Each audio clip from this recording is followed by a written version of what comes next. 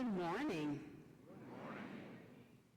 Please remain standing for the presentation of the colors, the national anthem, and a performance of Lift Every Voice and Sing by the North Carolina A&T Fellowship Gospel Choir.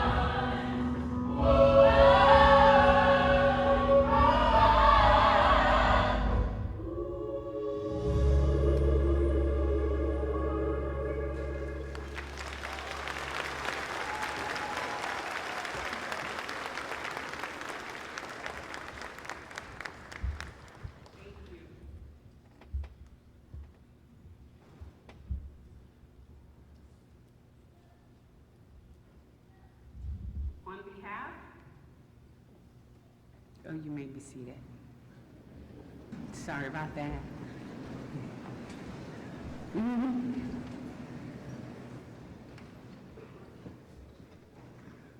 On behalf of our faculty, professional staff, students, and administration, and alumni, welcome to North Carolina Agricultural and Technical State University.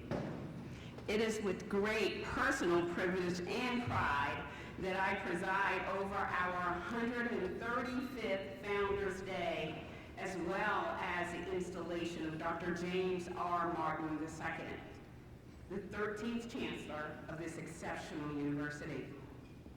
My alma mater was a launching pad of more than 70,000 alumni around the world.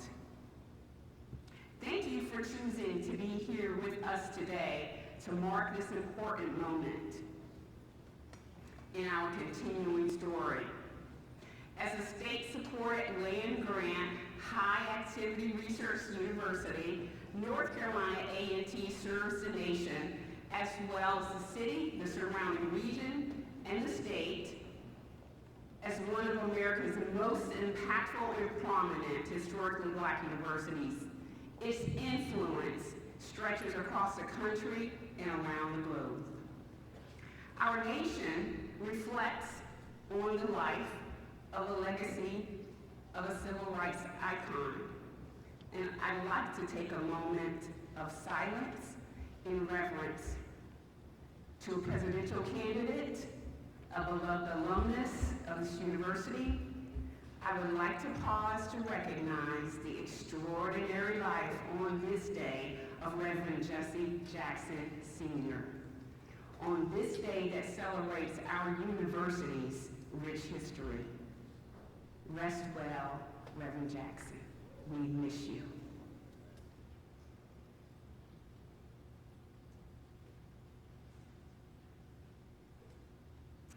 In recognition of our mission and leadership of Chancellor Martin, many distinguished guests have joined us today.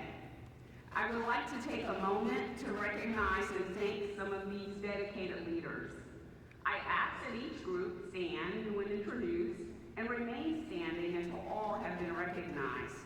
Please hold your applause until the introductions are complete. Will members of the following groups please stand? Members of the United States Congress, members of the North Carolina General Assembly, the Guilford County Board of County Commissioners, the Greensboro City Council, the UNC Board of Governors, the North Carolina A&T Board of Trustees, and A&T Chancellor Emeritus Harold L. Martin Sr. Thank you all for your leadership and your support of this great university. We are also honored to have many representatives of the academic community with us today. Will chancellors and representatives from member institutions of the University of North Carolina system please stand? And will representatives of other institutions of higher education, as well as delegates from other learned societies, please stand. Thank you for joining us on this special occasion. We also remember with reverence someone who joins us today in spirit, someone who meant so much to Chancellor Martin, his family, and many young people who experienced her as more than a high school guidance counselor, but as a mother figure. The late Mrs. Dora T. Martin, Chancellor Martin's mother. May her memory always be a blessing. We are also delighted to have members of Chancellor Martin's family to be with us on this special day. In particular, I'd like to recognize his sister, Patricia Duncanson, and her family. There are also other members of Chancellor Martin's family with us as well. Would all of you please stand so that we may recognize you?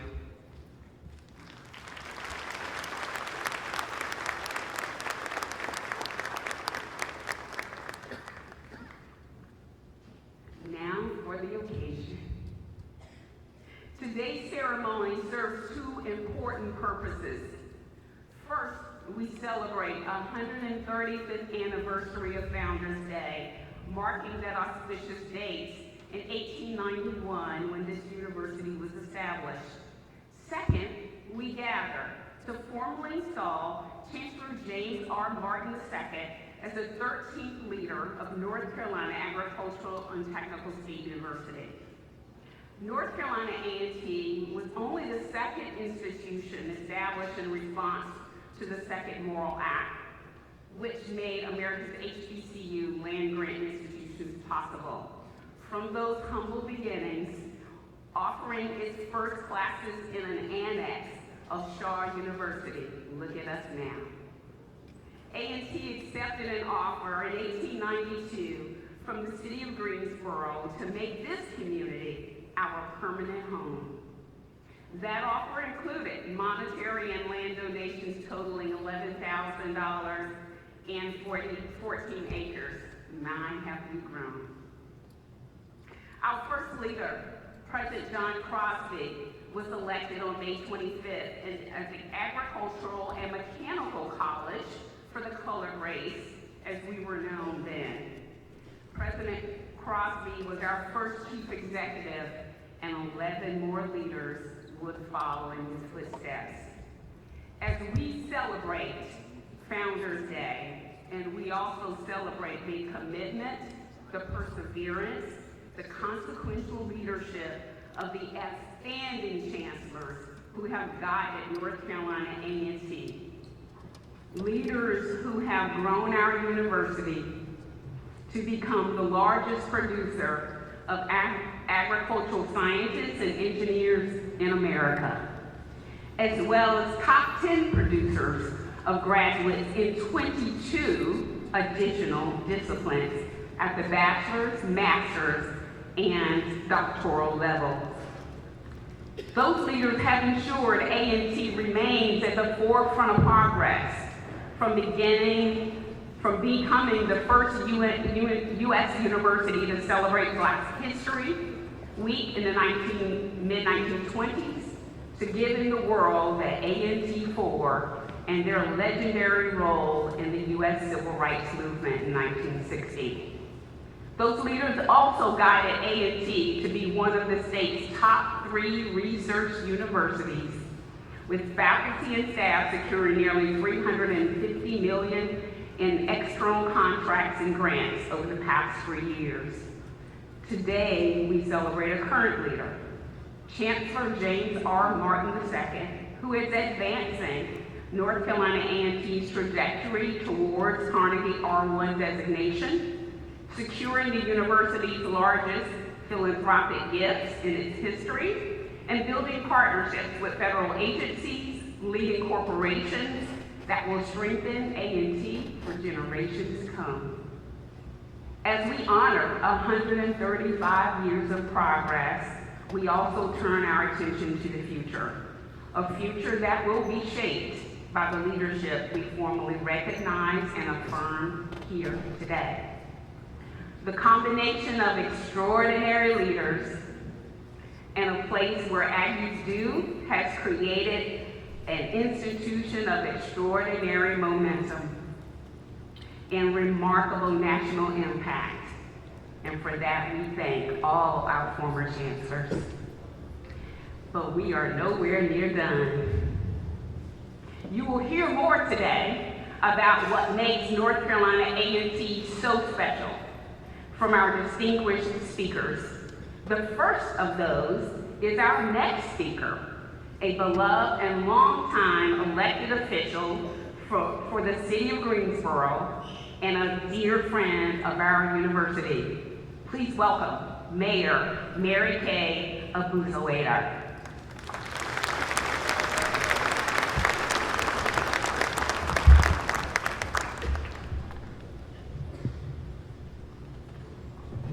Thank you so much, and I am absolutely thrilled to be here today as North Carolina A&T State University celebrates its 135th anniversary. And we also mark this historic occasion with a historic moment, and that is the installation of Chancellor James R. Martin II. So what a day and what a beautiful day that makes. Since its founding in 1891, North Carolina A&T has stood as a powerful symbol of opportunity. Opportunity, resilience, and excellence. Established by the North Carolina General Assembly as the Agricultural and Mechanical College, the university opened its doors to higher education at a time when access was unjustly limited. Today, A&T remains the first public institution of higher learning, and it is a proud land-grant university whose influence reaches far beyond our city. I know that I am here to give greetings from the city of Greensboro. You saw several council members in the audience. Our city manager's office is here, our city attorney's office is here, and I want to tell you we could not be happier on an occasion such as this. And we also recognize the leadership of Chancellor Martin. Since taking office, he has strengthened partnerships with industry and government. We have had many meetings. He has enhanced university operations and has advanced a forward-thinking vision that continues to elevate A&T's role in research, innovation, and student success. His installation celebrates meaningful progress, just as chancellors before him. And this signals an inspiring future, not only for this great institution, but for the world as well. Greensboro is deeply proud to be the home of North Carolina A&T State University, the best HBCU in the nation, of course. Number one.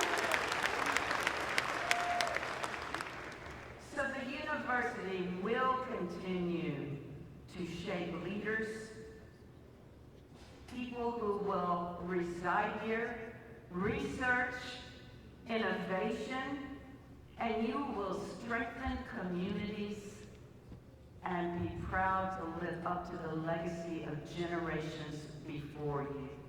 On behalf of the city of Greensboro, I extend our heartfelt congratulations to Chancellor Martin and to the entire Aggie community. Happy Founders Day and Aggie Pride. Aggie Pride.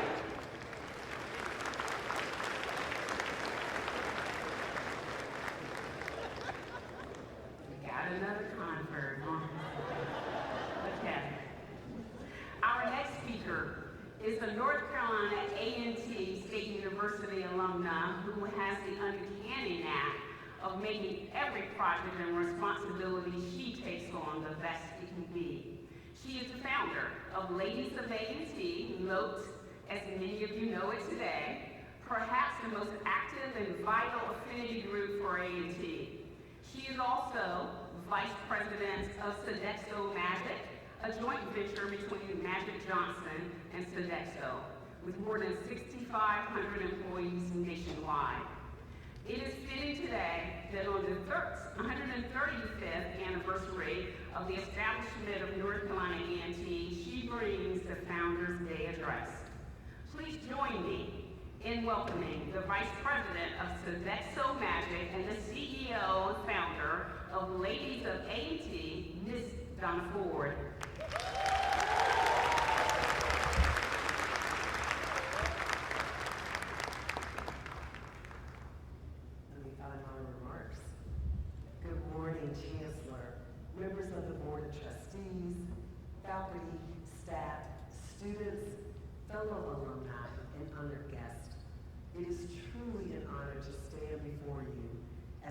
celebrate 135th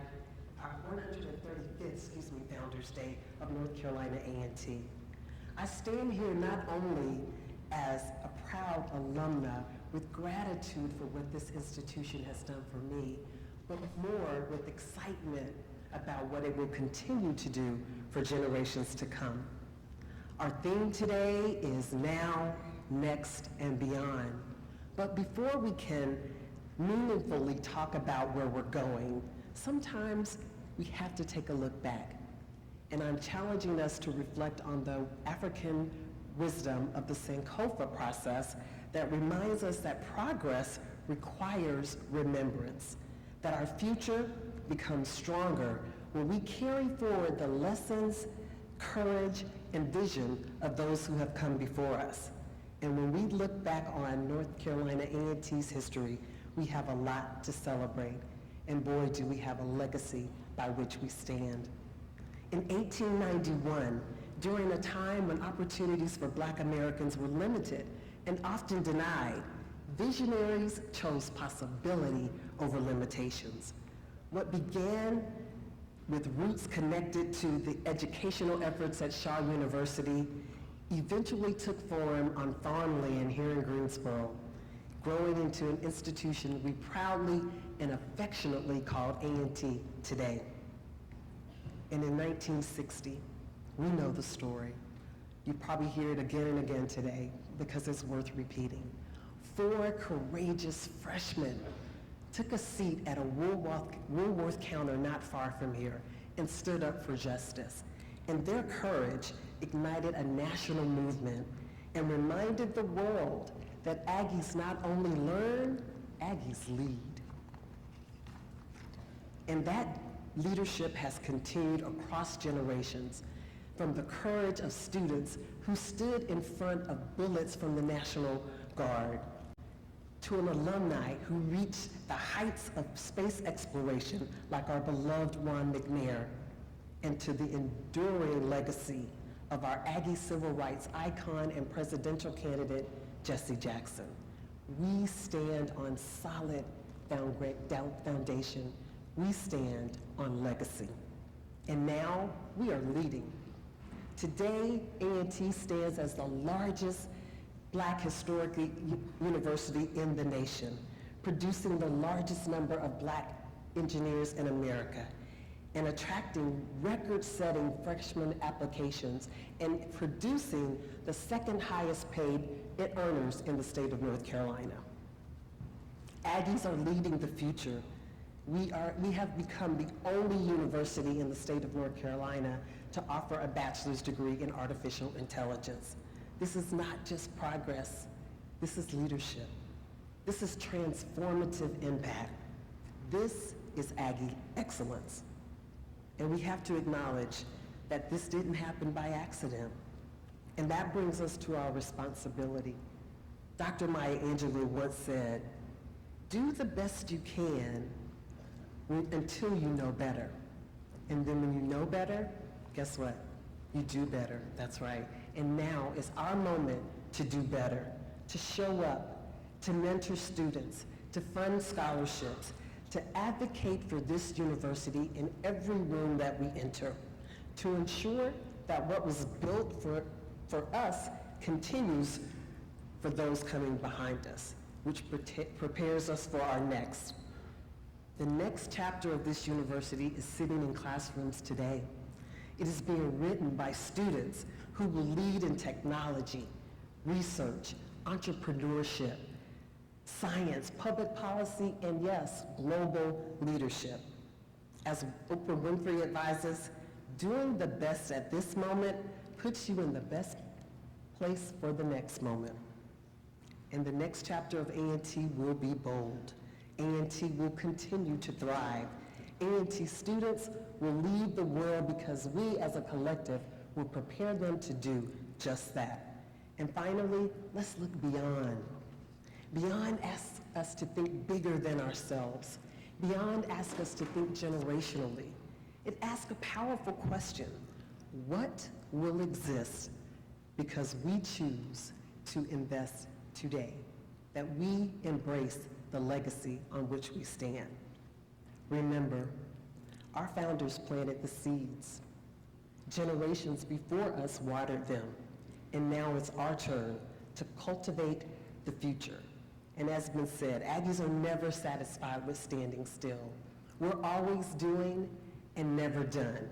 And because of that, the best is yet to come.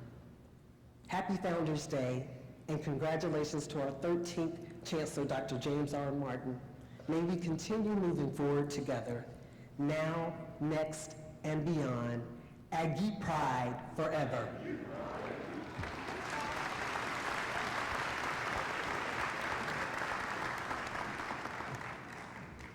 Thank you, Donna. You are truly an inspiration to all your fellow alums.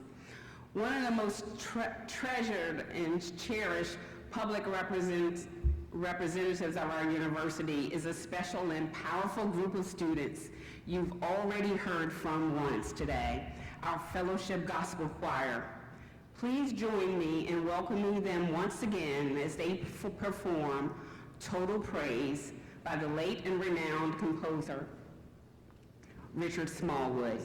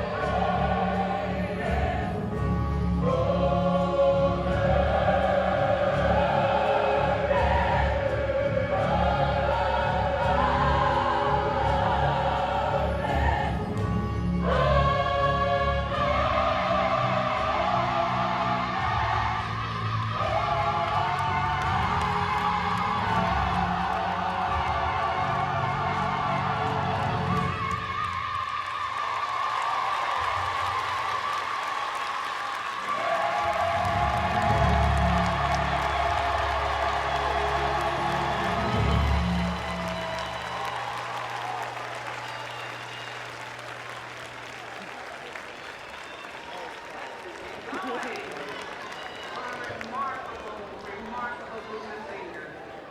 You didn't know you were getting that today. You're welcome. It is a pleasure to introduce, thank you. It is a pleasure to introduce 5 distinguished colleagues who bring greetings from some of North Carolina A&T's most important fiduciaries and constituents. The first of those is Ms. Wendy Murphy, esteemed chair of the University of North Carolina System Board of Governors.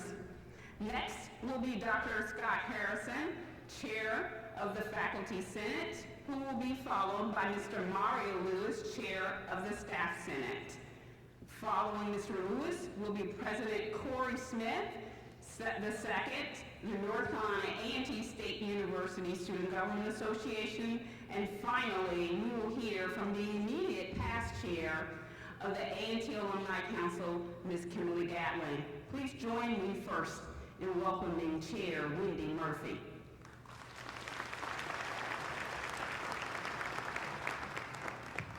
I don't think it's fair to have to follow that act. That was powerful, and I do not think that I will get a standing ovation, but I promise you my message will be short. As Chair of the Board of Governors, it is my honor to bring greetings on behalf of the Board and to congratulate you, James Martin, on your installation as the 13th Chancellor of North Carolina A&T State University. NCA&T is one of the most important universities in the history of our state, serving as a driver for economic opportunity since its founding in 1891. The engineers, educators, scientists, and entrepreneurs who graduate from this institution strengthen our workforce, support our communities, and lead the state and the nation in scientific research and discovery. More importantly, they are energetic doers, people who not only see possibilities, but who also have the grit and determination to turn their bright ideas into reality. That kind of impact requires thoughtful, steady leadership and a deep understanding of the values that make NCA&T such a special place to learn and work. We have found that leadership in you, Chancellor Martin. Today we charge you to lead with excellence, integrity, accountability, and a clear understanding of the responsibility this university carries, not only to the students, but to the future of our state. So honor A&T's legacy, strengthen its foundation, support its continued growth and innovation, and do so with a strong sense of Aggie pride. The Board of Governors stands beside you, ready to support your work as you advance the mission of this remarkable university. Congratulations, Chancellor Martin, and go Aggies!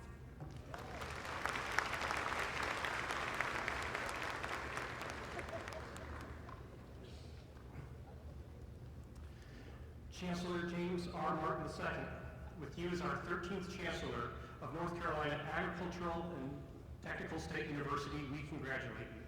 Chancellor Martin, you have bestowed upon our faculty the honor of delivering a charge message to you.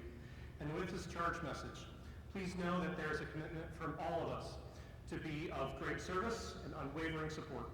This charge message is in its essence a summary phrase of just 3 words: make it real. Your leadership has already been making it real, elevating further this university.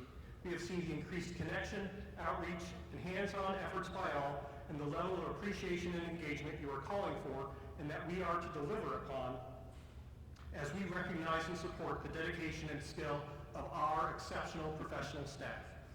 This charge and the work ahead for all of us can be fueled by an environment that promotes an open exchange of ideas and those outcomes that are concrete and strong. Yet it's more than concrete outcomes we are up to at the university. As you know, from your being one of our world's experts on earthquakes and risk management, there are forces so strong as to create upheaval of concrete structures. During these times, for the work we do at the university, upheaval is happening even now. For how new developments in technology and innovation will be given yesteryear's transformations, such as the horseless carriage and both the early age and current age of spaceflight, are run for their money. Chancellor Martin, we therefore ask for your dedicated and inspiring leadership toward bringing about, within those next generations we guide and mentor, transformative experiences and abilities of inquiry and engagement that will sustain them throughout these dynamic times and their life's journeys.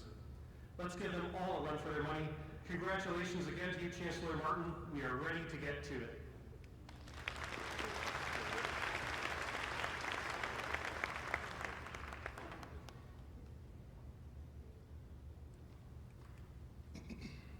Greetings and peace be upon everyone in the sound of my voice. Chancellor James R. Martin II, on behalf of the professional staff of this great institution, we would like to congratulate you and officially welcome you during the celebration of this historic occasion, our 135th Founders Day.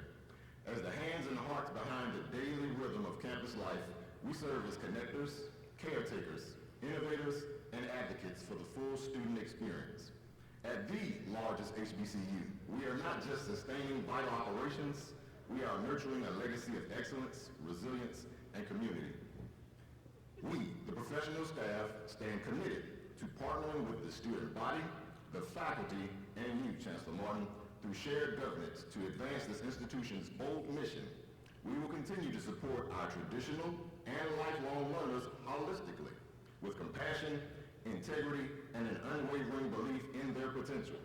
We will continue to create environments that are safe, inclusive, and primed for the innovation that will drive global impact.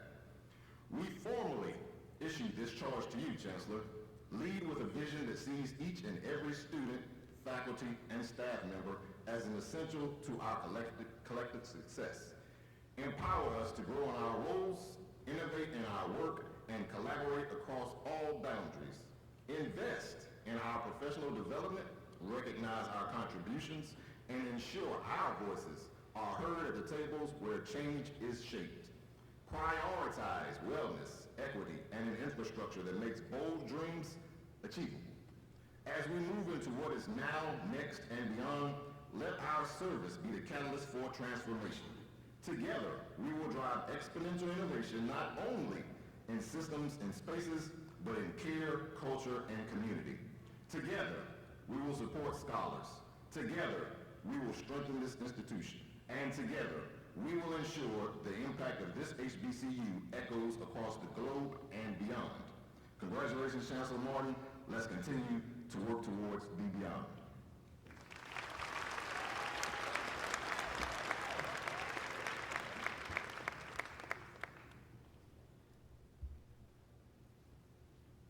Good morning, Aggies. I am Corey Smith II, a senior criminal justice student from Charlotte, North Carolina. I have the privilege to serve as the Student Government Association President for the 2025-2026 academic school year here at the illustrious North Carolina Agricultural and Technical State University. Chancellor James R. Martin II, on behalf of the student body, we extend our heartfelt congratulations and warmest welcome. Today, we celebrate our 135th Founders Day and your installation as Chancellor. It is a defining moment for our university and for the future we are building together. As students of the nation's largest HBCU, we stand on the shoulders of giants who, since 1891, have transformed barriers into bridges and obstacles into opportunities. Because of them, we do not simply inherit a legacy, we advance it. We are committed to being curious and courageous. And like Chancellor Martin says, yes, we are committed to lifelong learning. We pledge to challenge ourselves and one another, to uplift our peers, and to represent our university with honor in every classroom, community, and corner of the globe. Chancellor, we ask this of you. See us not only for who we are, but for who we are becoming. Continue to invest in our ideas, remain approachable, listen to our voices, and expand the spaces where we can grow and develop our talents. Help us access the tools to lead in innovation, compete globally, and stay rooted in the culture that defines us. Thank you so much, and welcome home, Chancellor Martin.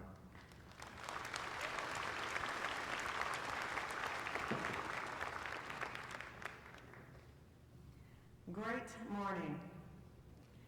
Chancellor James R. Martin II, on behalf of over 70,000 proud and passionate alumni of this great institution, we extend our heartfelt congratulations and warmly welcome you into this vital role as we celebrate the 135th anniversary of our beloved institution. As those who have walked these hallowed halls, learned from these classrooms, labs, and our 492-acre farm, and carried the indomitable spirit of this university into the world, we stand as living proof of the power, promise, and enduring legacy of our HBCU heritage. We, the alumni, stand united in our pledge to support your bold vision and the future of the students who now follow in our footsteps. We commit to being champions, mentors, and partners, offering our experience, our networks, our voices, and our philanthropy to propel innovation, expand global impact, and advance excellence in every sphere. But we also ask this of you, Chancellor.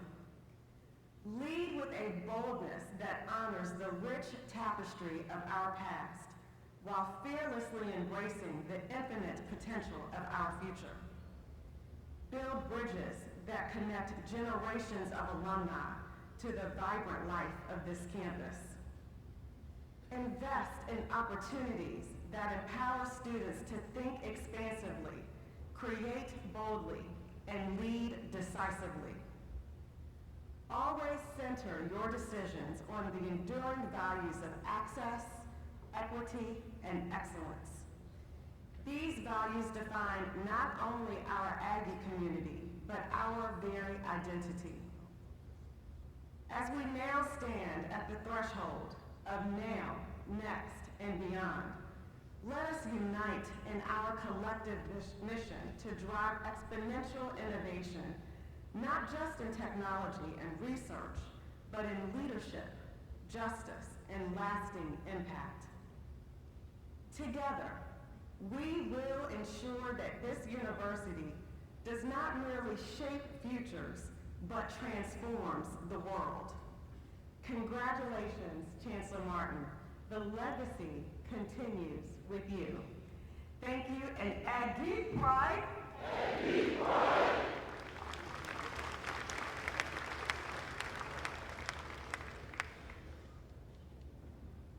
Thank you. Not everyone who wanted to be a part of today's ceremony was able to take part due to other commitments. Our next distinguished speaker joins us by way of a specially recorded video. Dr. Freeman Rabowski served 30 years as president of the University of Maryland, Baltimore County. Over that time, he transformed UMBC from a regional institution into an R1 powerhouse. Since retiring from the university in 2022, he has served as a consultant, a speaker, educational leader, and is president emeritus of UMBC. Ladies and gentlemen, Dr. Freeman Rabowski III.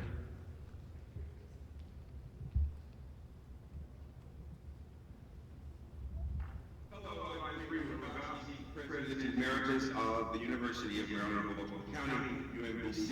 I'm delighted to congratulate my friend and my mentee, Chancellor James Martin. I want to also congratulate North Carolina A&T for its wisdom in selecting someone who has become a superstar in American higher education.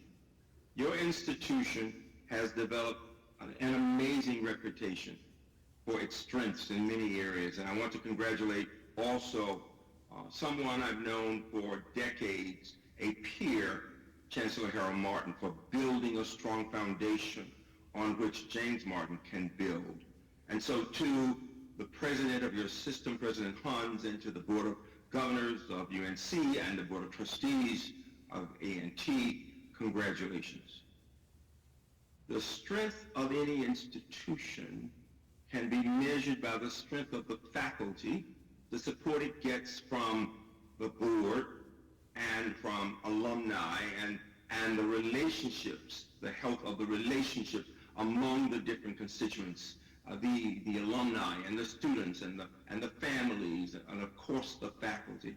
And what I see from outside is an institution that grows in strengths, that's working to understand that as iron sharpens iron, so one institution and its president and its constituents work to sharpen each other.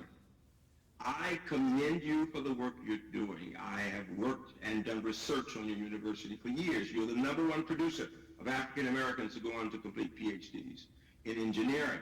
And as the American Council on Education Fellow, I watched the Carnegie process very closely.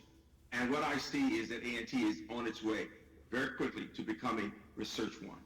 That you're doing all the things necessary, you're meeting all the goals and the criteria, and you're amazing in the partnerships you're developing with companies and with places like Carnegie Mellon, and you're developing programs, and you're being innovative, and new bachelors in artificial intelligence, for example, and the funds that you're bringing in, and the fundraising and Mackenzie Scott's gifts that you've gotten through the last 2 administrations, my goodness, and this last 60-some million, bringing you to $100 million. And so, remember the words of Aristotle that said, excellence is never an accident. It is the result of high intention, intelligent execution, and sincere effort. It represents the wisest choice among many options. A&T, you have chosen well. You've chosen an excellent president. James Martin, you have chosen an excellent institution, and you will grow in that excellence. I want to congratulate you, A&T, for being victorious over my beloved Hampton by 1 point out in the Classic recently. And I will say to you with great admiration, Aggie Pride, Aggie Pride, congratulations.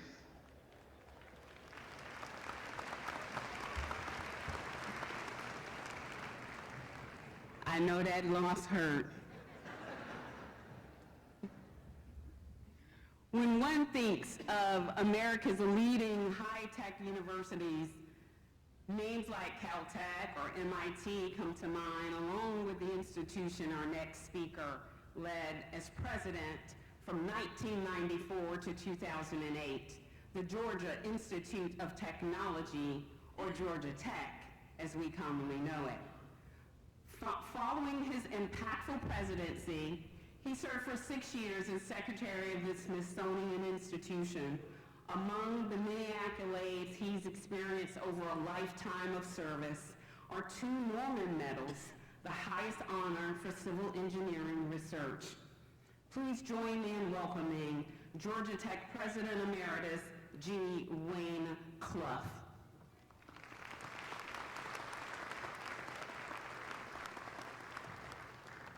Thank you very much, and good morning. It's great to be here with you. It's a distinct honor to join you for the installation of my friend, I call him Jimmy because I've known him a long time, Jimmy Martin, as the 13th Chancellor of North Carolina Agricultural and Technical State University. I'm also here in part representing Georgia Tech, having served as president there for 14 years. Both universities were founded in the 1800s, late 1800s, to help their home states compete in a world where technology would become dominant. Both were founded to offer opportunity for young people from families of modest means to give them the tools to succeed in a technologically driven world. Both universities have lived up to their promise.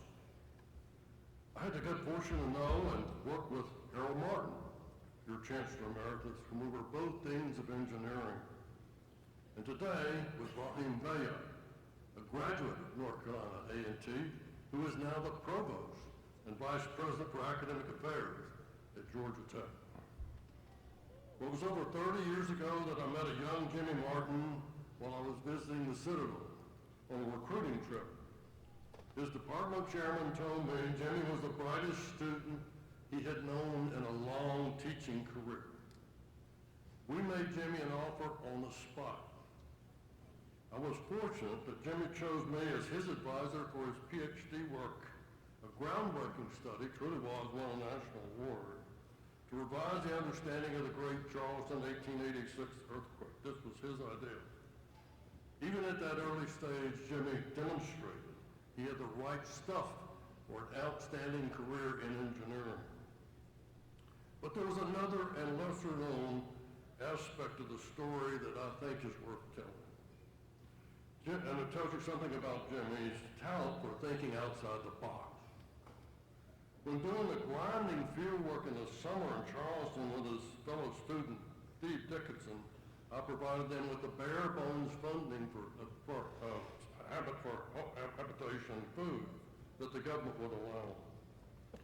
Jimmy came to me and said, was there any reason he and Steve couldn't combine their stipend and get some better accommodations? I said, I don't see why not. Later on one of my trips to see how things were going, they invited me over to see their accommodation. That afternoon, we enjoyed drinking red striped beers at a funky beach home they had rented at Foley Beach outside of Charleston.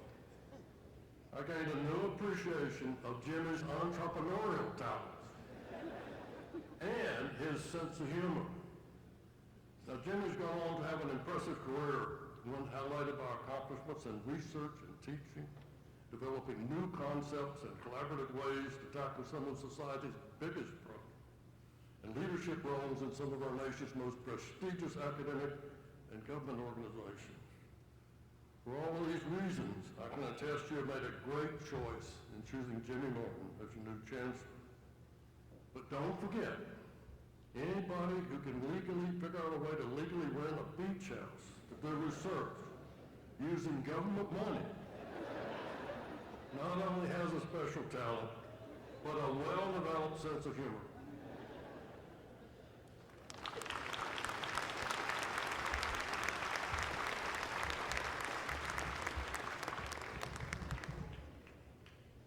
Ooh, we finding out some secrets today. Well, we have a long life friend coming up, so maybe some more secrets. Our next speaker is a dear, lifelong friend of Chancellor Martin, as well as a graduate of the Willie A. Deese College of Business and Economics and a former Aggie football player. Welcome home, Wallace.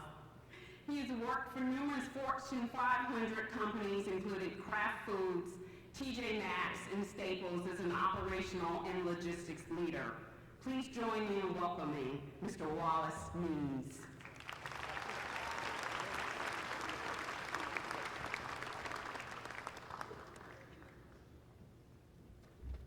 Thank you, Gina. President Peter Hines, Chancellor Emeritus, Dr. Harold Martin Sr., Board of Trustees, distinguished guests, friends of Aggie Nation, faculty, students, and fellow Aggies. Good morning, and Aggie Pride? Aggie Pride! That was pretty good. Today, the world marks the installation of the 13th Chancellor of the largest HBCU in the country. But for me, today feels far more personal. Today feels like watching my brother officially inherit the university that we all know and love. I stand here today in dual capacities.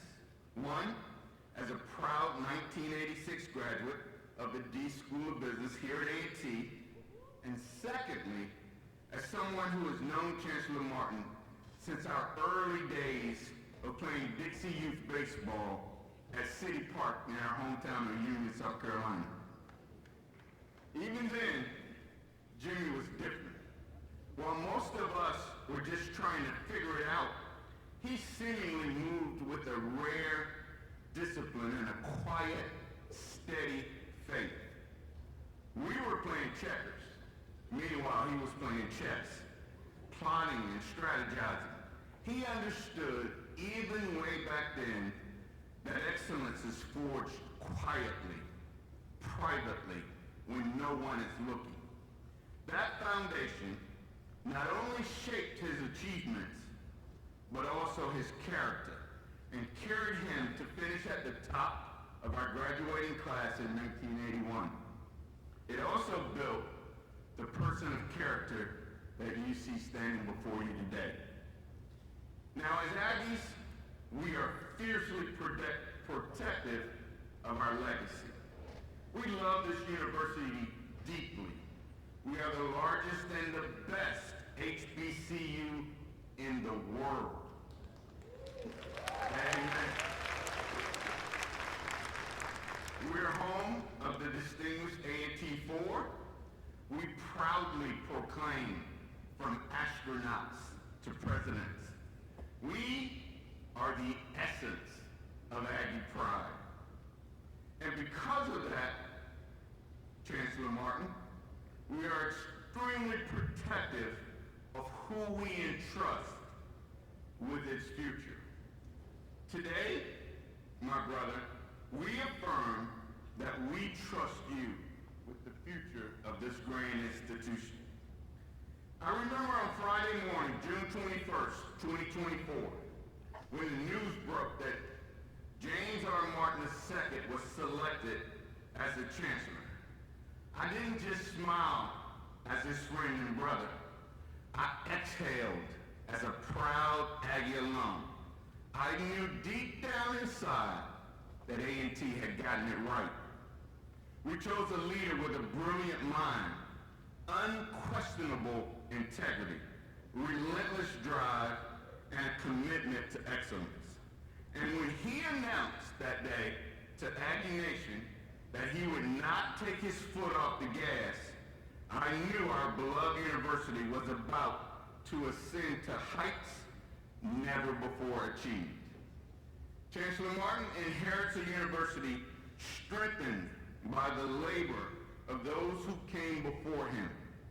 Chancellor Emeritus, Dr. Harold L. Martin Sr., we salute you for your 15 years of incredible, transformative, preeminent,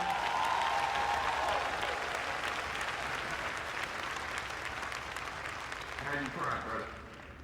Now, Chancellor Martin, allow me to speak to you directly for a second. Everyone else, feel free to lean in and eavesdrop. You are now the steward of our legacy and our dreams. You are the guardian of over 15,275 students, 70,000 plus alum, over 2,000 faculty and staff, and a global world of Aggie Nation. As you know by now, it's a very, very heavy weight. But I've seen your heart for over 50 years. Brother, you were prepared for this role. You haven't changed much since those early days. I still see the value that your dear mother, Miss Dora T. Martin, our guidance counselor at Union High School, instilled in you way back then. You are still that person that leads with kindness, humility, and with grace. You listen intently, and brother, you never stop working. By now, I imagine that part of your staff has gotten emails from you at 2 or 3 o'clock in the morning, probably. Chancellor Martin, you have always balanced a high level of intellect with the willingness to roll up your sleeves and do the hard work necessary to achieve greatness. This new role is not just another job for you. It's not just another stop on your career progression. No, brother, this is it. This is your calling. This is not an installation today.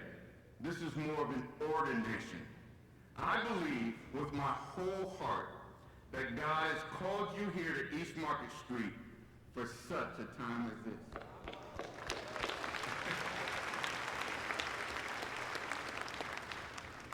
I love that you have a fresh and a new perspective, and that you realize for us to remain the largest, and the most influential HBCU on the planet, that we must be as innovative in our thinking as we are as resolute in our rich Aggie traditions.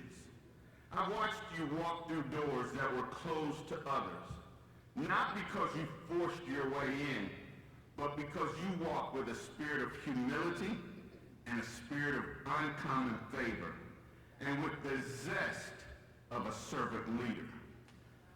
The new partnerships with Jet Zero, Toyota, and the strategy that we're doing to achieve R1 research status in 2028 are all early indicators that we are well on our way to now, next, and beyond. There are friends and supporters here today from Union, South Carolina, our hometown, from the Citadel, from Virginia Tech, from Clemson, and from the University of Pittsburgh. There are members from your grand fraternity, Kappa Alpha Psi Fraternity Incorporated.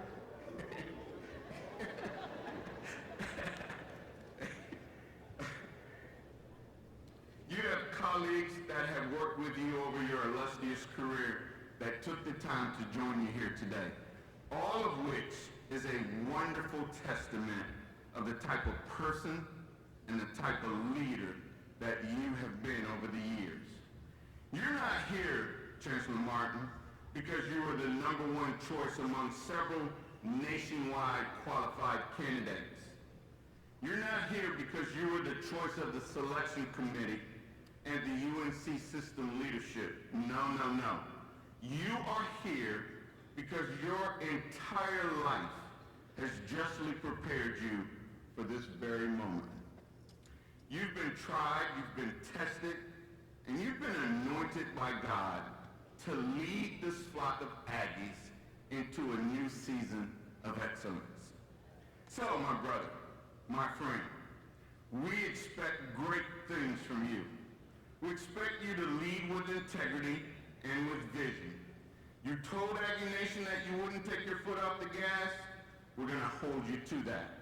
We expect you to continue to ignite a mission here in Aggie Lane. So on behalf of your parents, the city of Union, South Carolina, your old friends and colleagues, and now your new Aggie family, we welcome you, brother. We believe in you. We believe in your dreams. We believe in your vision. And we love you, brother. And we are so, so proud to welcome you to Aggie Land. Ladies and gentlemen, please join me in welcoming a man of purpose, a builder of futures, and my brother and my friend, the 13th Chancellor of North Carolina A&T State University, Dr. James R. Martin II.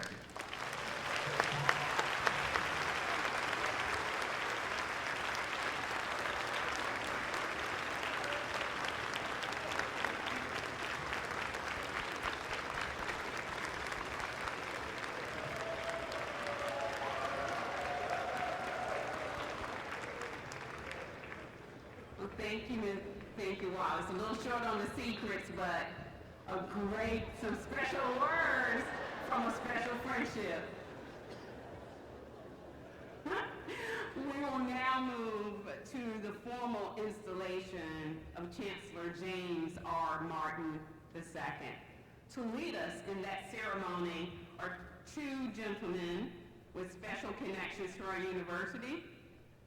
First, President Peter Hans, the leader of the University of North Carolina system, of which North Carolina A&T is a constituent institution and a nationally recognized advocate for higher education, affordability, and student access. And second, a distinguished alumnus, former Board of Trustees member and retired judge, the Honorable Paul Jones, who will administer the oath of office. Gentlemen.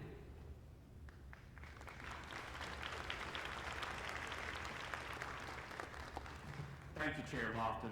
It's a joy to be with you today to celebrate this proud university on its Founders Day and to formally install Chancellor James R. Martin II. It's the home of the largest and the very best HBCU in the nation, a place that traces its origins to the brilliant promise of the land-grant movement. It was built in the belief that our state will thrive when we welcome the talent of all our people, when the ideals and the ambitions of higher education are married to the practical needs and the hopes of our citizens. Everyone was aware of the huge responsibility in finding a new leader during a major transition here. Very difficult to follow a living legend in Chancellor Harold Martin.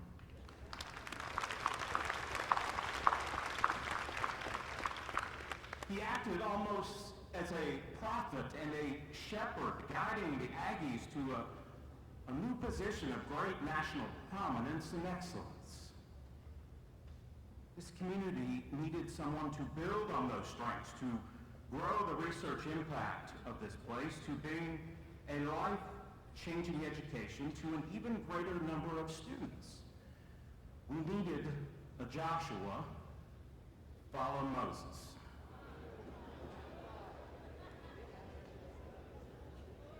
Because we know from history and faith that every now and then God moves his people into a new season.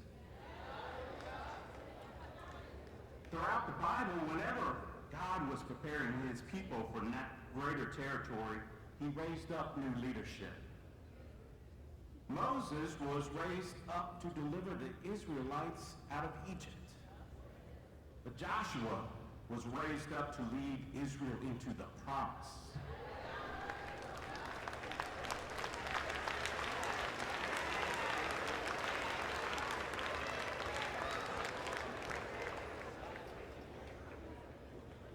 Just getting warmed up now.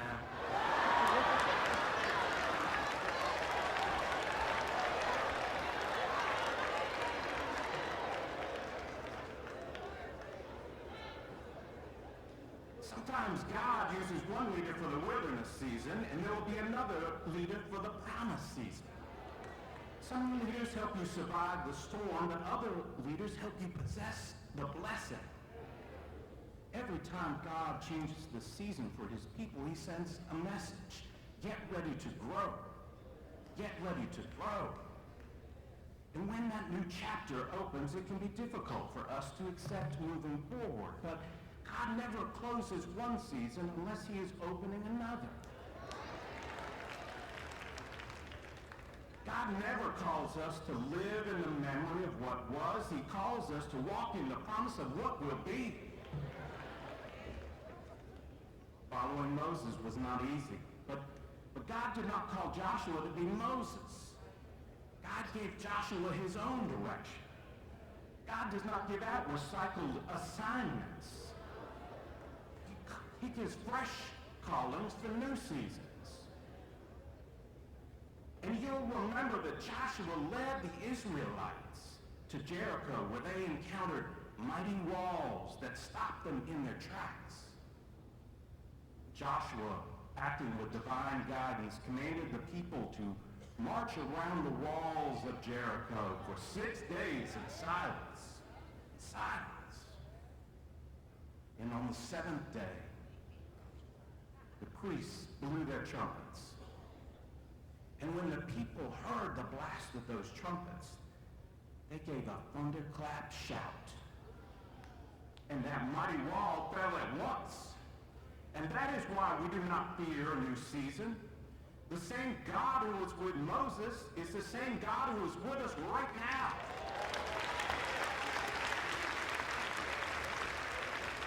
He is still mighty, still faithful, still powerful, still opening doors, still making ways, still healing bodies, still delivering souls.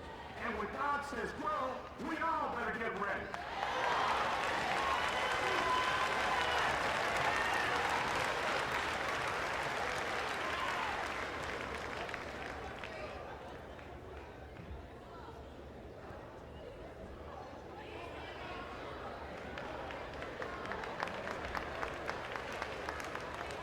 Now, no chancellor succeeds or struggles alone. No chancellor succeeds or struggles alone.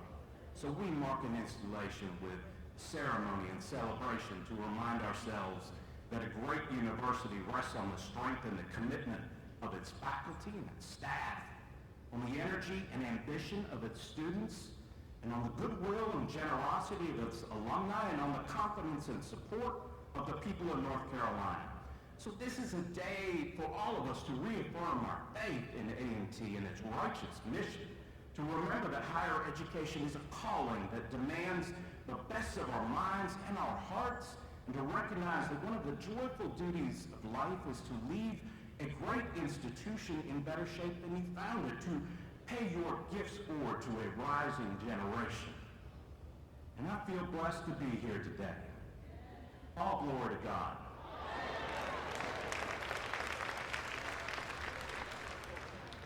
I now ask the Honorable Paul Jones, retired Superior Court Judge for the state of North Carolina, distinguished A&T alumnus, to come forward to administer the oath of office. And Chancellor Martin, if you'll please join us at the podium. And I might ask if Board Chair Lofton and Ms. Patricia Duncanson would also please come forward.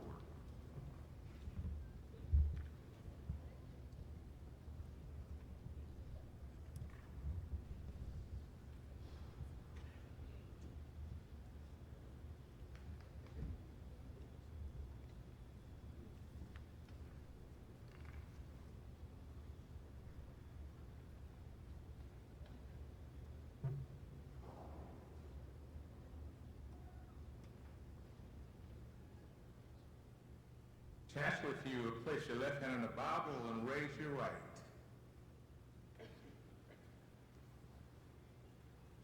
Do you, James R. Martin II, solemnly swear that you will support the Constitution of the United States?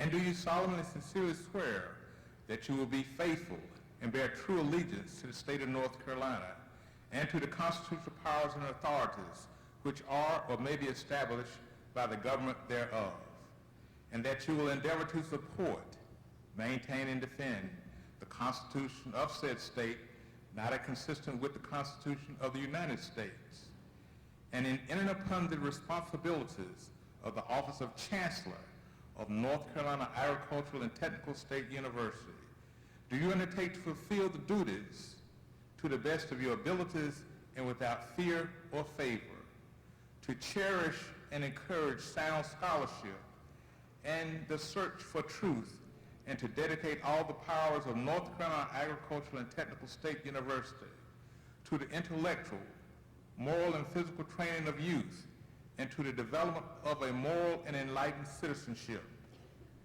Do you further promise to dedicate this university to the impartial and sympathetic service to all the people of North Carolina? Further, do you swear you will be well and truly execute the duties of the office of the Chancellor of North Carolina Agricultural and Technical State University to the best of your skill and ability according to law, so help you God? And your answer? Congratulations.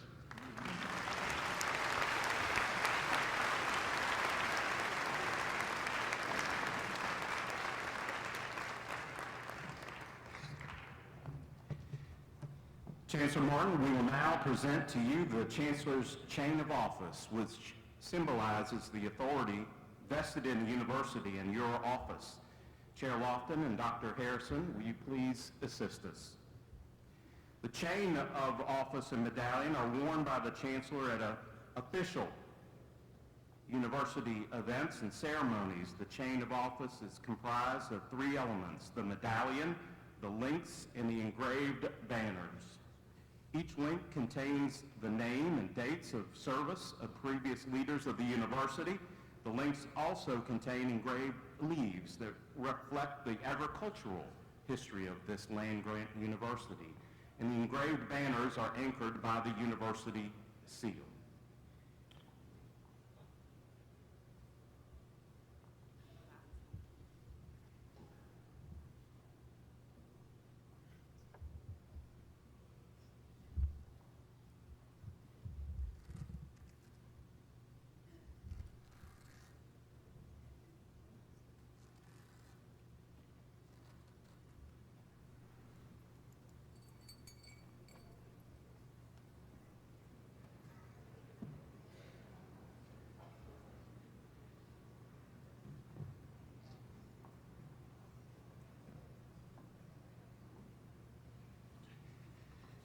Friends of the university, it is now my high privilege and great honor to present you the 13th Chancellor of North Carolina Agricultural and Technical State University, James R. Martin II.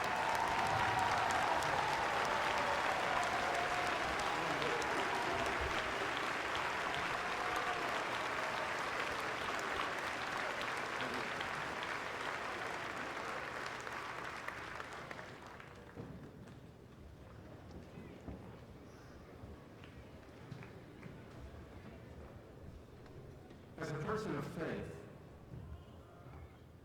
I want to take you back to about 15 years ago.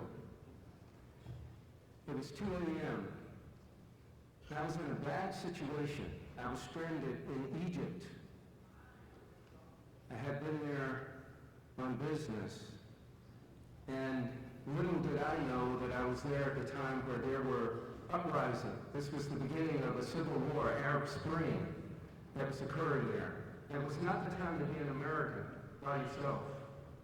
I think part of what saved me is that as long as I didn't say anything, people thought I was Egyptian. But it was 2 in the morning, and the last flight out of that country was at 8 a.m., and it was in Cairo, about 3 hours away. And the transportation systems had broken down. I had no way to get out. Didn't have a cell phone that worked in the country. And I said a prayer. And I looked next door in this little hotel, and I saw this little old man drinking tea. And I'd seen this guy every day because I'd been there for about 2 weeks. And he seemed to know my predicament. Speak a little English. And so he said to me, "You need to get to Cairo. I can get you to Cairo. Do you have any money?" And I said, "All I have left is $75, American dollars." He said, "Look, you give me that $75, I'll get you to Cairo." Now this is blind faith. Remember, we're at the beginning of a civil war. And so I waited there for he disappeared. I waited there for about an hour, and I thought, well, this is probably not going to work out well. An hour and a half later, pouring rain, here comes this old beat-up white Volkswagen van with one headlight, very poor washers, bald tires, no headlight. And as it turned into the little place where I was standing, he didn't see where the driveway was. He ran over the sidewalk and almost into a light pole. And I thought, well, if this is my ride to Cairo, I'm either going to die on the road there or I'm going to die on the streets here. But my point is about faith. I got to Cairo. But it was what this man said, this old man said. He said to me, "Look, this has been a tough journey for you, and I know your life is in danger, but always remember, when you're on a journey, the scenery along that journey will change every mile. Most travelers don't change. Don't be that traveler who doesn't change." And so I realized how deep that message was. Life doesn't wait on anybody. We have to adapt and learn and grow. The other thing that taught me was, in life, we can't just take the good times. We have to count all the times. It's times of challenge when we often learn our most important lessons. And most importantly, I was grateful. This was a stranger. I'm sure that saved my life. It was a stranger that saw something in me to save my life. How many times those of us in this room have had countless strangers do small things for them that set us on a different trajectory? You know what I'm talking about. By the grace of God. So I never felt more grateful. And speaking of gratitude, As I stand here at this point in my journey, I certainly know that no one gets to a place like this alone. You just heard from some of my closest allies. But I want to express my deep gratitude to the Board of Governors and Chair Murphy, to President Pastor Peter Hines, and to our Board of Trustees Chair Gina Lofton, and our entire Board of Trustees. Your partnership and counsel have meant so much to me, more than words can explain. And to the leadership cabinet, to our amazing faculty and professional staff, and the best students in the world, the best students anywhere, A&T students. Yes. And to my family, and to those that have chosen to walk with me, and you know who you are, thank you so much. It's been said by James Baldwin, this world is really held together by a few people that love us. If you think about that, there are billions of people, but there are few people in the lives of us as individuals that are really there every day. Just think about what our world would be if we lost those. So thank all of you. And there's one person that you heard from earlier that I have to specifically thank, and that is Wayne Clough, who you heard from, because without him I would not be standing here today. I want to thank you for recruiting this kid from Union, South Carolina. And you brought me into a world of possibility I had not yet imagined. Even though that was a good story about the beach house, I have to say. I didn't know you were going to go here. But you taught me that technical excellence won't be enough. I had to be good to be successful. I was going to have to work hard. I was going to have great communication skills. I had to use integrity in everything. But you also taught me how much further I would get if I simply am a good person. And I remember that. Every day, no matter what, I will do good. No matter what. And I thank you for that lesson. And ladies and gentlemen, before I move on, I know we've got some friends here from KSI, and some brothers of mine over here from the Citadel. They think I don't notice them. I want to give a disclaimer. I know we're going to have a reception after this, and you're going to hear some stories about your Chancellor. That was a long time ago. Their memories are fading, and they tend to exaggerate. So please. And certainly, my parents, who are here with me today. Talk about public service. Between my mother and my father, they spent 75 years in public service. My mother spent 35 years in the school system. Between my mother and my father, they were both in their second and third careers elected officials in upstate South Carolina for 40 years.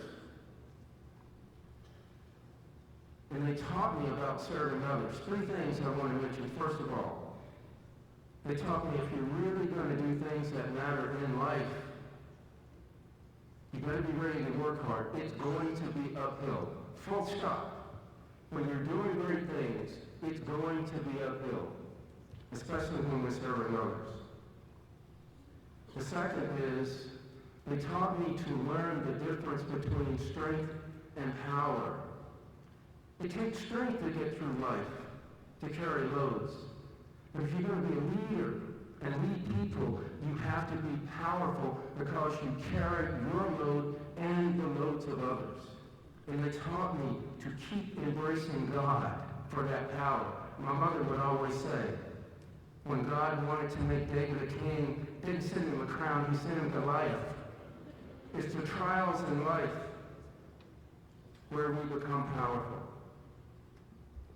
And the third is, I can't tell you how many times my father would talk to me and he said, son, look, you can't judge somebody from where they are. You got to understand where they came from. You need to understand the distance they traveled. Learn to measure distance traveled. And the further we travel, the more we become. And so to every student in this room, I want you to hear me clearly. Where you start, that's just your ceiling. It's not your ceiling. It's your foundation. The distance behind you is proof of the great distance ahead. Why am I here? I grew up on a farm in rural South Carolina. My parents told me I was going to go to college for sure. They understood the importance of that. I didn't know anything about engineering or STEM. But over the years, I have been blessed to see firsthand what the power of higher education can do for so many. I have seen how an engineering education in particular can be transformative, not just for a person, but for an entire household and a family. How it can transform and begin to lift up a community. But I learned something else. And many of you have heard me talk about this. If you want to transform a person, a family, a people, change their relationship with learning. As my folks always said, learn for a lifetime. Because knowledge is something they can't take away from you.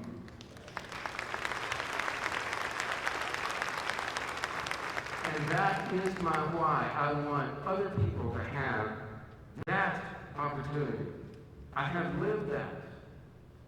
You see, once I start to build the capacity to be all I could be, then I could build the capacity to have a career. And once I started to build the capacity to have a career, I could build the capacity to lift up my family. And once I could increase the capacity and learn how to lift up my family, then I can take my rightful place in the community to start to lift up communities and institutions, working with people and keeping a strong faith. That's not just a framework. That is my life. And so when I see this university, I don't just see a great institution, I see me here at this university. And so, as we celebrate this moment, we celebrate just not my journey, but all of our journeys. The path we've all taken. That's the journey we share, that we celebrate together today. I want to say something about this amazing university. The ethos of North Carolina A&T, at its core, is simple. Humble beginnings and extraordinary achievements. Humble beginnings, extraordinary achievement. Now, we often hear these words used a lot, such as pathways and pipelines, workforce pathways, STEM pipelines. That implies a straight line. Most of us in this room didn't have a straight line. We couldn't follow a straight line. Most of us had to avoid obstacles. We're more like meandering streams. You know what I mean. We had to go a longer route. But you know, when you have faith and you go along the route, you go a greater distance. So when you finish the course, you have more of who you are. You have more faith and more capability. That's the remarkable thing. That is the Aggie story. You see, we're built to go further. Now, this university was established exactly 135 years ago today. This is the birthday of the university. We were established as the Agricultural and Mechanical College for the Colored Race in an annex of Shaw University in nearby Raleigh, with, as was mentioned earlier, 4 faculty and 37 students. Small numbers, but a big purpose. Our first president was John Oliver Crosby. These are names that I'm going to mention that you see all over campus. Our second president was James Dudley. Our third president was Ferdinand Bluford.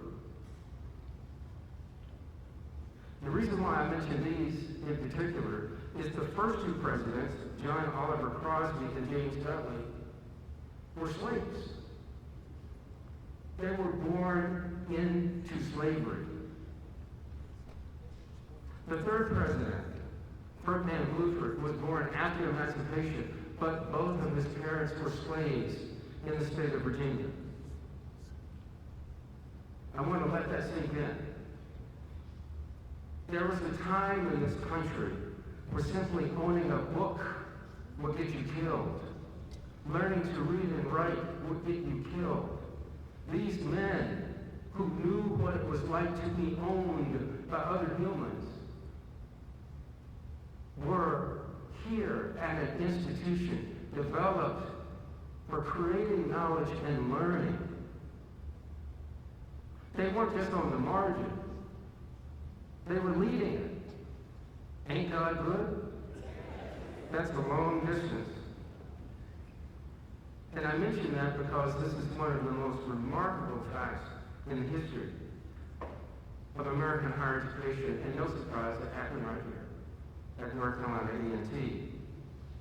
But as I think of these first leaders, I also think of my great-grandmother, who was also a slave.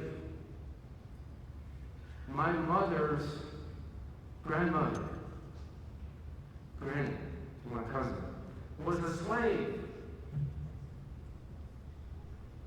She could not have imagined her great-grandson standing on this podium today.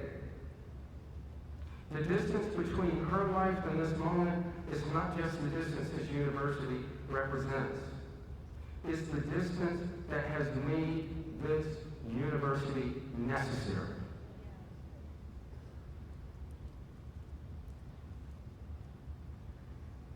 We've got all of these alumni that have gone on to amazing, remarkable accomplishment. Elreda Alexander Ralston, who graduated in the year of 1937, was born in Smithfield, North Carolina. In a world as a black person, black female born in Smithfield in the 1900s, the world had already decided what was possible for her. But she became the first black woman to graduate from Columbia Law School, the first to practice law in North Carolina, and the first black woman elected a district court judge in America. Yes. She didn't wait for the door to open. She busted through the wall. And then closer to home, we have Henry Fry. Class, yes. Are the Frys here today? Oh, yes. Judge Fry. Judge Fry, class of 1953. The 8th of 12 children born to tobacco and cotton farmers in Ellery. He was a young man that was once turned away from voting because he couldn't pass the so-called literacy test. He became North Carolina's first black Supreme Court justice and his first black Chief Justice. And he and his wife, his beautiful wife, Shirley, are here today, and we want to honor them, what he wrote.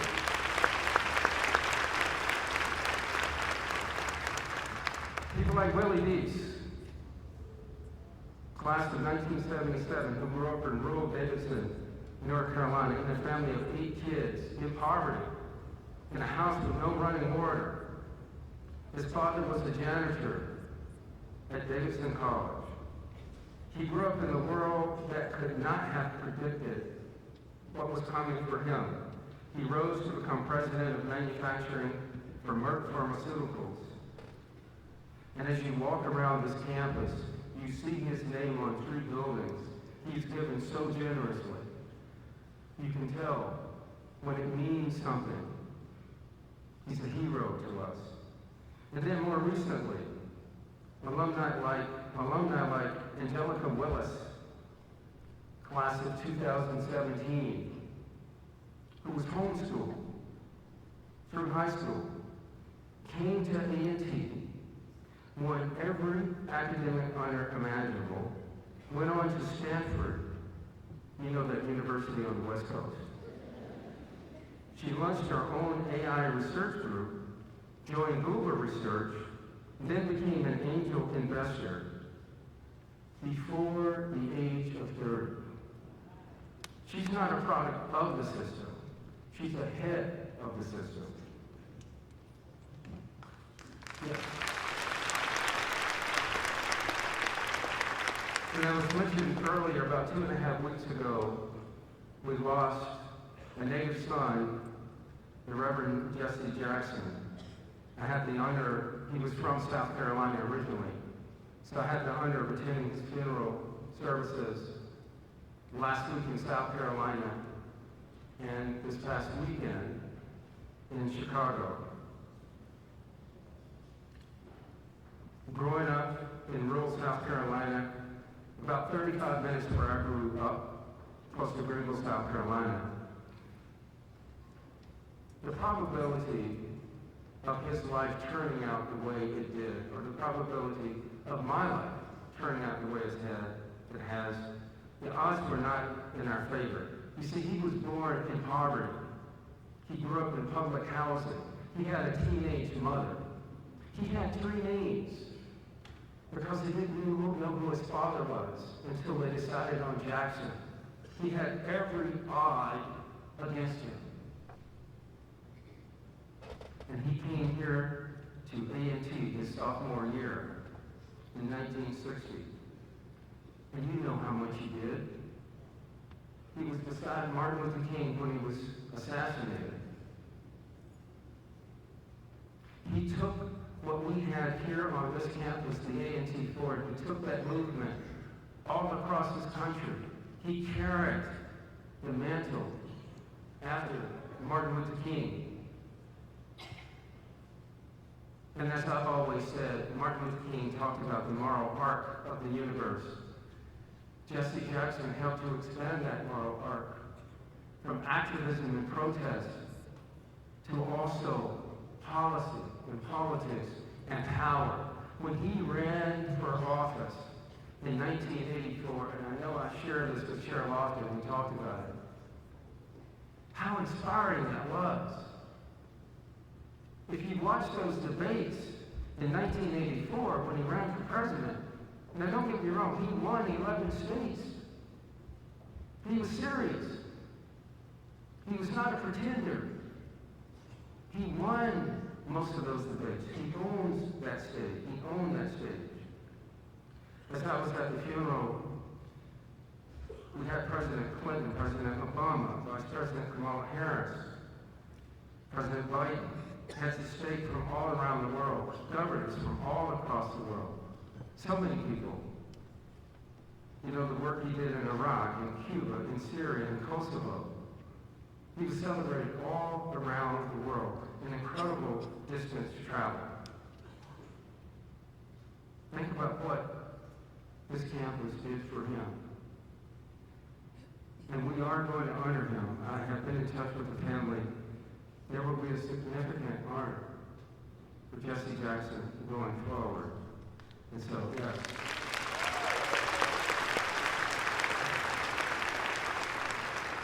Every name on the list that I've talked about had one thing in common. They were all a part of this institution. And the next name on this list is sitting in the room. Our journey is far from over. I want to say a bit about where we are now, where we stand, the now. So after more than 135 years of determination and distance travel, we're not just a university with a proud history. We've got extraordinary momentum. We went from 4 faculty and 37 students to now over 900 instructional faculty, and we serve 15,275 students. The first HBCU to exceed 15,000. We're welcoming students from over 100 countries. 40% of our students, 40%, almost half of our students, come from households with median incomes less than $39,000. That's what we're doing. Yet, we're number 2 in the state in terms of starting salary. That's distance travel. Together, we have achieved record retention and graduation rates. We certainly, as was mentioned earlier, we continue to lead the nation as the #1 producer of Black engineers, Black agricultural scientists, Black STEM graduates. Together, we're right at the doorstep to R1, that's worth mentioning. Right now, our research portfolio includes $350 million that's under management right now.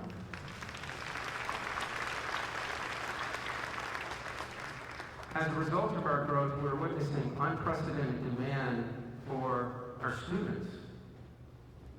In fact, we had to move our career fair in the fall from this building out to the Greensboro Coliseum because there's such demand.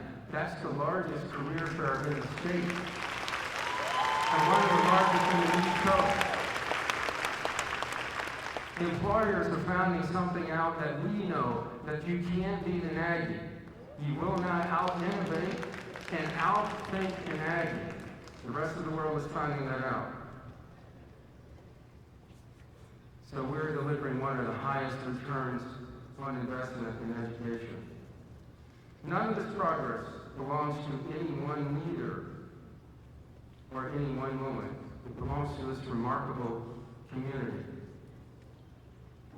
So, today, after 135 years, we're stronger in the success of our students, we're stronger in research, stronger in impact, stronger in possibility and opportunity, and stronger in the belief that this university still has an important and extraordinary role to play in shaping the future. But you see, as Aggies, we understand something about distance. We know that distance traveled is never the end of the journey.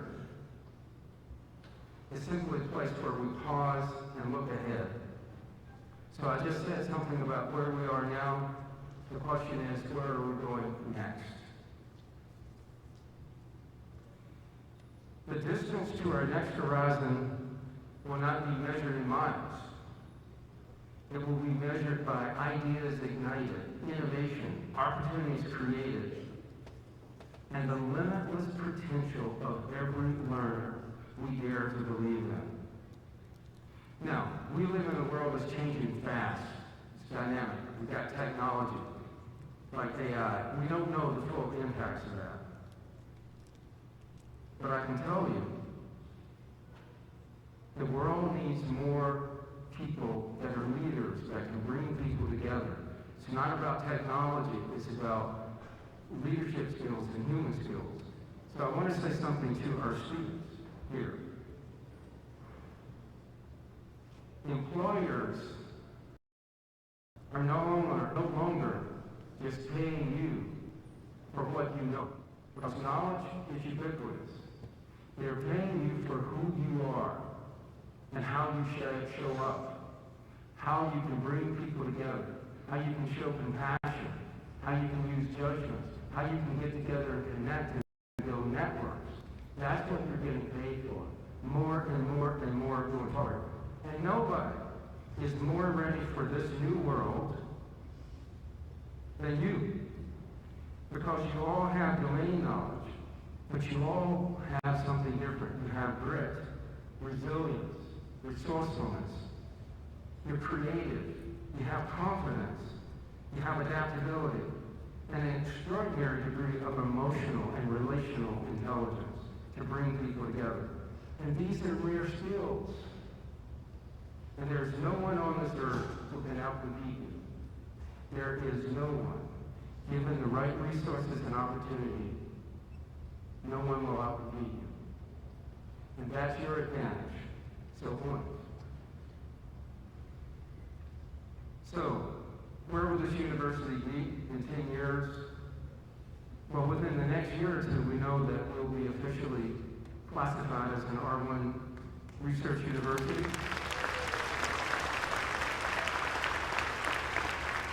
But R1 is not our destination, it's the launching pad. In 10 years, we will also be recognized among the top 50 public research universities in this nation, not just among HBCUs, among all universities that are public.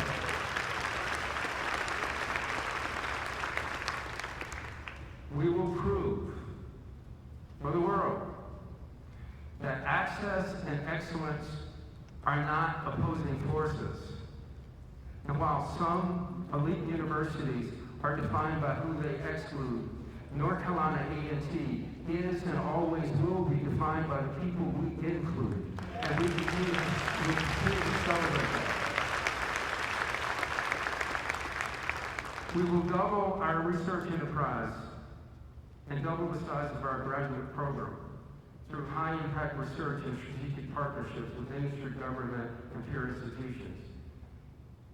We will expand our endowment to over $1 billion.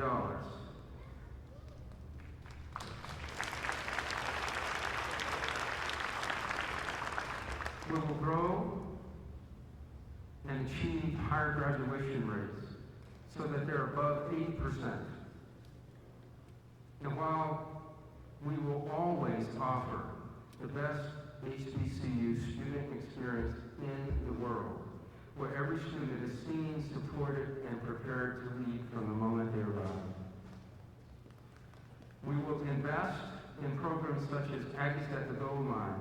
That's a program for students that stopped out within reach of their degree. No Aggie should begin this journey and not finish. At the same time,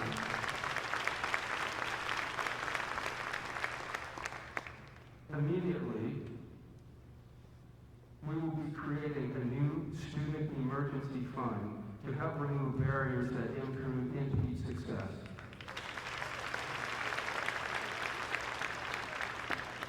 We will also dramatically expand our online offerings and build a platform for lifelong learning.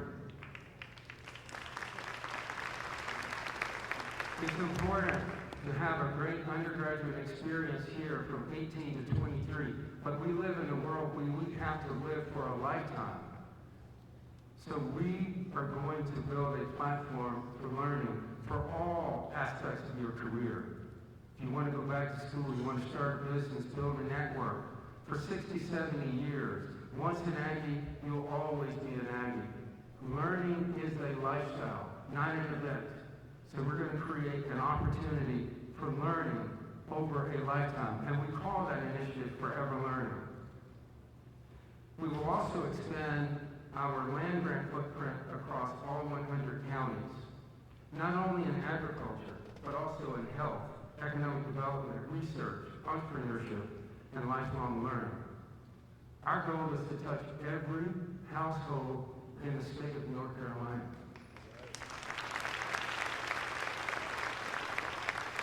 And we will significantly raise the bar on customer service and the overall experience across every aspect of this university.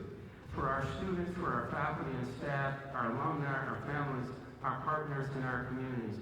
Every interaction with A&T should reflect our high standard of excellence.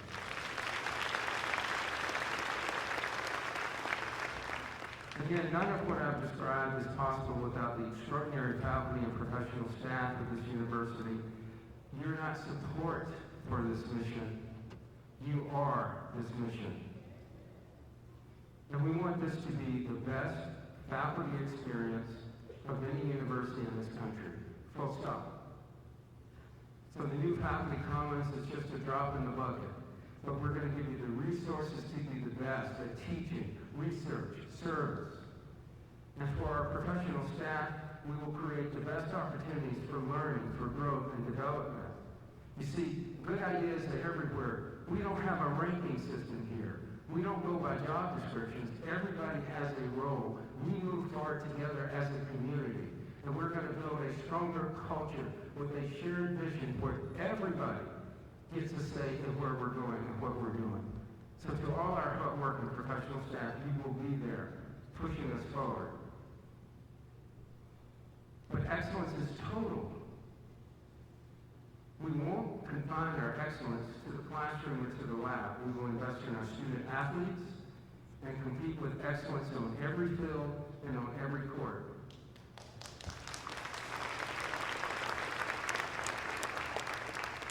Because Aggie pride runs deep and our student athletes deserve every resource and every opportunity to win.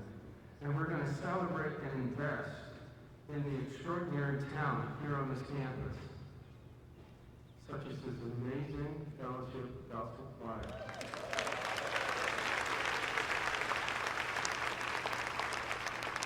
Who moves me every time. The blue and gold marching machine. Their sound stops traffic and starts heartbeats. And our back-to-back national champion cheer team, who always show what excellence looks like. These are not add-ons to the Aggie experience. They are the Aggie experience. Excellence here is total, it's whole, and it's everything. And a word to our partners. I want to speak directly to the chancellors, the university leaders, the elected officials, the board of governors, the board of trustees, and the industry and business leaders who are here today. We see all of you as vital partners for what we're building. North Carolina is strongest when we all work together for the common good. You'll find no better partner than North Carolina A&T. And to our industry partners in the Triad and beyond, I want to say very clearly, North Carolina A&T is open for business.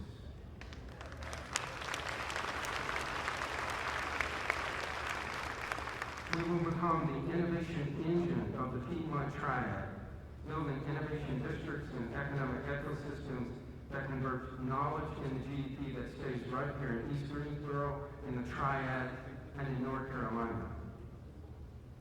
We will work shoulder to shoulder with every leader in here to build the best possible outcomes for all North Carolinians, not just Aggies, for all North Carolinians. Because that's always been the land-grant promise, and we intend to keep it. And finally, a word to our alumni. We will build a stronger, more cohesive, and deeper relationship with all of you. We will be more responsive, we will be more connected, and we will make every Aggie proud to call this university home. Now, this coming year, we're going to celebrate the 100th anniversary of the greatest homecoming on earth.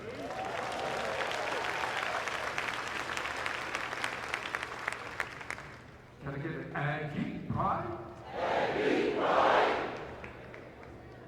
And it's going to be the best ever. So why are we so passionate? Because we all know how much distance this institution allowed us to travel. So our responsibility is not just to prepare leaders for the future, it's to empower them to create the future. And as Aggies, we've never been afraid to travel extraordinary distances to expand opportunity. So what I just said about where we're going, that's not a dream. This is a declaration of where we're going. So in closing, we've talked about now, we've talked about where we're going next. But vision without a conviction is just a plan. And we don't just make plans, we make history as Aggies. So as we talk about what's beyond, we should ask ourselves, how far can we go? I think we all know the answer to that is written in our history, because that distance has been our witness, along with God. I want to bring back to something I mentioned earlier.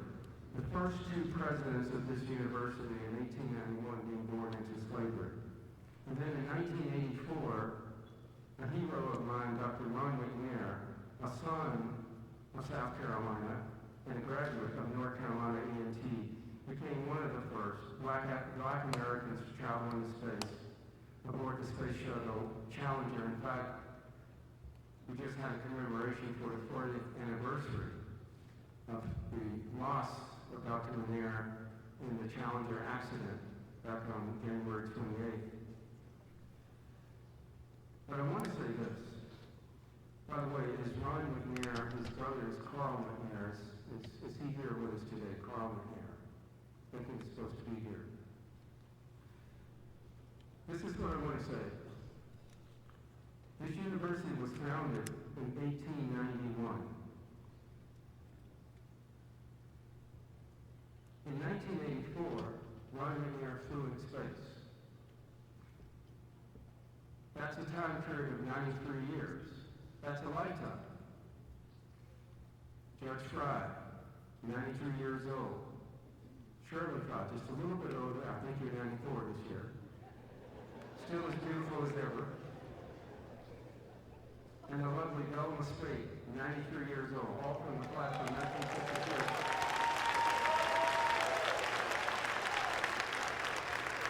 And their classmates from Charlotte also in the class of 1953. Love you guys all. But think about this. Just in their lifetime, in a 93-year period from 1891 to 1984, we went from the cotton fields and tobacco fields of slavery to space.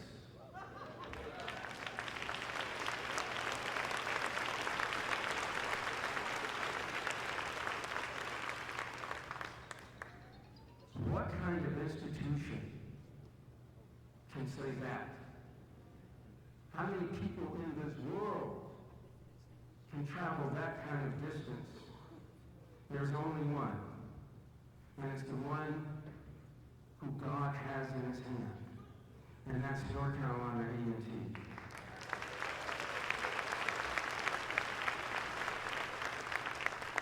So I do not stand before you asking what we might imagine.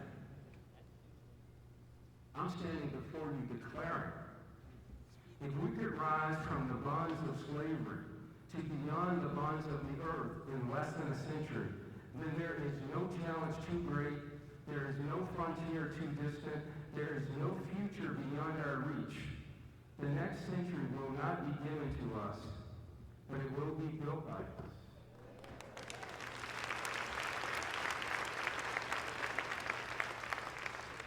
Because, see, God is on our side.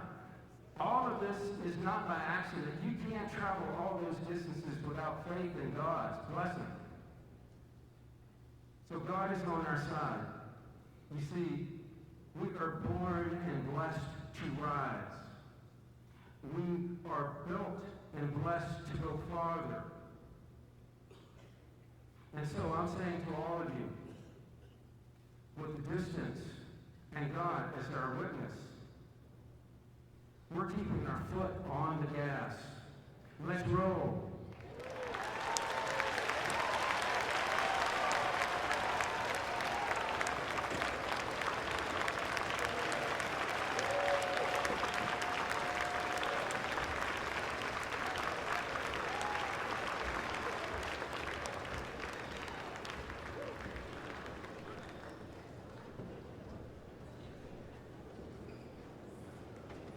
We got a couple of Reverend Doctors in the house.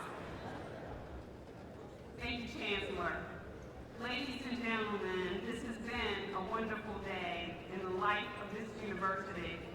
Thank you for joining us today, celebrating our Founders Day and the installation of Chancellor James R. Martin. His era at North Carolina A&T State University has now begun. And now we close the ceremony. Please stand for the singing of the alma mater and the recessional.